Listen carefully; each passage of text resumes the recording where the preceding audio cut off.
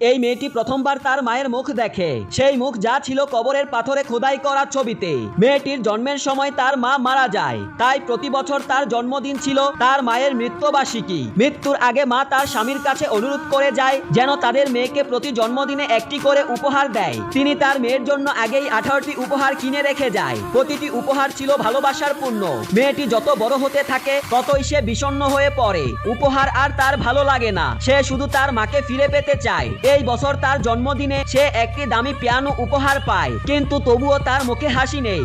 আজ তার 18তম জন্মদিন। আজ সে পেতে যাচ্ছে তার মায়ের দেওয়া শেষ উপহারটি। এজন্য একটি বড় জন্মদিন পার্টির আয়োজন করা হয়, কিন্তু সে পার্টিতে যেতে অস্বীকার করে এবং গাড়ি থেকে নেমে পালিয়ে যায়। হঠাৎ একটি গাড়ির সঙ্গে ধাক্কা লাগে, আকাশে বৃষ্টি নামতে শুরু করে। গাড়ি থেকে নামা একজন নারীকে দেখে সে হতবাক হয়ে যায়, কারণ সে দেখতে হুবহুব তার মায়ের মতো। এই নারী তাকে গাড়িতে তোলে এবং তার বাড়িতে নিয়ে যাওয়ার সিদ্ধান্ত নেয়, কিন্তু বাড়ির সামনে পৌঁছে মেয়েটি অবাক হয়ে যায়। সেটি ছিল তার নিজের বাড়ি। ঘরের ভিতরে এসে সে দেখে সবকিছুই অচেনা লাগছে। হঠাৎ তার চোখে পড়ে একটি ক্যালেন্ডারের দিকে, যাতে লেখা 2001 সাল। সে বুঝতে পারে টাইম ট্রাভেল করে সে পিছনে ফিরে গেছে। তার সামনে দাঁড়ানো নারীটি আসলে তার মা, আর সে নিজে তখনও জন্মায়নি। সে বাথরুমে গিয়ে নিজেকে শান্ত করার চেষ্টা করে। মায়ের পারফিউমের গন্ধ নেয়। ঘরে থাকা মায়ের প্রতিটি জিনিস তাকে এমন ভাবে শান্তি দেয় যা সে গত 18 বছর কোনোদিন অনুভব করেনি। পরে সে তার বাবাকে দেখে, তখনও তরুণ। মা বাবা তার নাম ঠিকানা জানতে চায় যেন তাকে বাড়ি পৌঁছে দিতে পারে,